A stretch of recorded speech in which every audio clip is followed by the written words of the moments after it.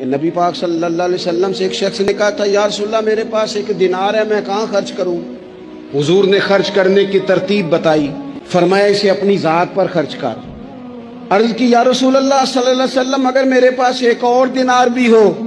فرمایا اسے اپنی بیوی پر خرچ کر۔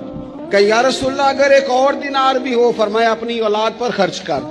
یا رسول اللہ اگر ایک اور دینار بھی ہو؟ فرمایا خادم پر خرچ کر، اپنے غلام پر خرچ کر، اپنے ملازم پر خرچ کر۔ یا رسول اللہ اگر ایک اور بھی ہو؟ فرمایا پھر تو تجھے اللہ کے راستے میں دینا چاہیے نا، پھر تو تجھے فی سبیل اللہ کچھ کام کرنا چاہیے نا۔ اگر اللہ نے تجھے یہاں تک وسعت دی ہے کہ بیوی کا خرچہ بھی پورا ہو گیا، بچوں کا بھی ہو گیا، خادم کا بھی ہو گیا، تیرا اپنا بھی ہو، اتنی ساری نعمتوں کے بعد بھی اگر کوئی نہیں بانٹتا پھر اسے سوچنا تو چاہیے نا، اسے غور تو کرنا چاہیے نا، جب اتنی ساری اللہ نے اسے وسعت دی۔